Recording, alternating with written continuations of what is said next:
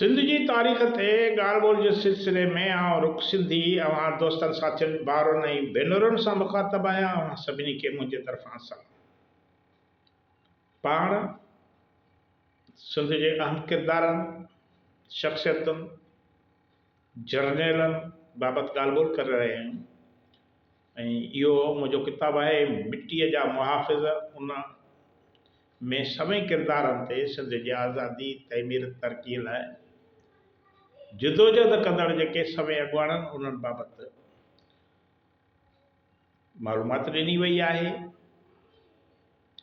इन ई सिलसिले में मियां नसीर मोहम्मद कलोड़े ते अॼु ॻाल्हि ॿोल कंदासीं। सिंध जो जेको सिंध जो क़ौमी इक़्तिदार जी जिदोजहद में हिकु अहम अॻुवान थी साम्हूं आयो।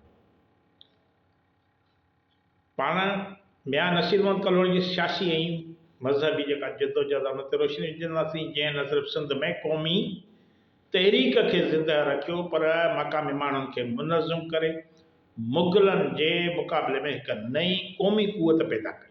सिंधियुनि जी संदसि रहबराना हिकमत अमली, फ़क़ीरनि जी तंज़ीम ऐं मक़ामी सरदारनि सां लाॻापा सिंध में क़ौमी इक़्तिदार सिंधियुनि जो सिंधी क़ौमी इक़्तिदार क़ाइमु करण लाइ अहम संगमेर चवंदा आहिनि पथर, अहम पथर साबित थिया।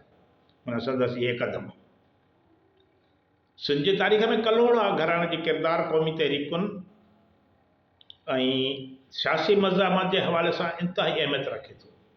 मियां नसीर मोहम्मद कलोड़ो पंहिंजे दरवेशाना तबियत ऐं मुनज़्ज़म हिकमत अमलीअ सां सिंध में क़ौमी इक़्तिदार जा बुनियाद रखण में अहम किरदार अदा कयो। तोफ़तल कराम जे बयान मूजिबि मियां शाहुल मोहम्मद जी शहादत खां पोइ संदसि भाइटियो मियां नसीर मोहम्मद 1068 हिजरीअ में गादीअ ते वेठो। हिन जी मक़ामी माण्हुनि में वधंदड़ जो असरु हुयो ऐं फ़क़ीरनि जी ताक़त मुग़ल हाकमनि लाइ चैलेंज बणिजी पई। नतीजे तौर जेके मक़ामी सरदारनि ऐं मुग़लनि जे गॾियल लश्कर संदसि उबतड़ महाज़ाराई थी, संदसि ख़िलाफ़ महाज़ाराई थी, जंहिं सबबि मियां नसीर मोहम्मद खे थर ॾांहुं लॾ पलाण करणी पई। माना उते पाण खे ॿीहर मुनज़्ज़म करण लाइ हुन थर ॾांहुं वियो। मीर पंवर ऐं मिर्ज़ा ख़ान पठान जी गॾियल साज़िश में हिन पंवर जो हिकिड़ो टोलो हो जेको ॿाहिरियनि हाकमनि सां बीठो हुयो, पंहिंजे वतन जे माण्हुनि सां हुननि गद्दारी कई। उन्हनि जे गॾियल साज़िश में मियां नसीर मोहम्मद खे गिरफ़्तार करे मुग़ल बादशाह आलमगीर वटि वठी वञणु संदसि सियासी तहरीक लाइ वॾो धको। हू काफ़ी अर्सो उते क़ैद रहियो मुग़लनि वटि, पर मुग़लनि जे दॿाउ बावजूदि संदसि तहरीक सिंध में जेका हले पई उहा ख़तमु न थी। पाण हुते क़ैद हुयो।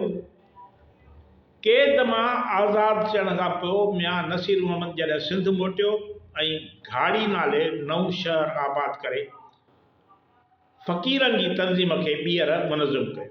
संदसि फ़क़ीर जेके अॻु तजरत जी ज़िंदगी गुज़ारींदा हुआ, शादियूं करे मुआशरती इक़्तिसादी ज़िंदगी में दाख़िल थिया। इन सां गॾु ज़मींदारी ऐं जंगी हिकमत अमलीअ ज़रिए ताक़तवर बणिया। फ़क़ीरनि केतिरनि ई महाज़नि ते मुग़लनि खे शिकस्त ॾिनी ऐं साहिती ऐं लाखाट जेके परगणा, लाखाट परगणो सकरन काज़ीम जे भरिसां उहे पंहिंजे कब्ज़े हेठां आंदा। कब्ज़ा माना मुग़लनि जा छॾाया। हिननि नौशर फ़िरोज़ जहिड़ो शहर बि आबाद कयो जेको अॻिते हली कलोड़ा इक़्तिदार जो मर्कज़ बणियो। माना हीअ कामयाबी क़ौमी इक़्तिदार जे हिकु नए दौर जी शुरूआत हुई। मियां नसीर मोहम्मद कलोड़ो सिंध में क़ौमी इक़्तिदार जे जिदोजहद जो अहम अॻुवान हो, जंहिंजे मज़हबी ऐं सियासी तहरीक कलोड़ा घराणे जे इक़्तिदार क़ाइमु करण लाइ मुग़लनि जे माना कब्ज़े ख़तमु करण लाइ मज़बूत बुनियाद फ़राहम कया। संदसि दरवेशाना क़यादत ऐं सियासी हिकमत अमली सिंध जे आज़ादी तहरीक में बुनियादी हैसियत रखे थी। अवां जी वॾी वॾी महिरबानी।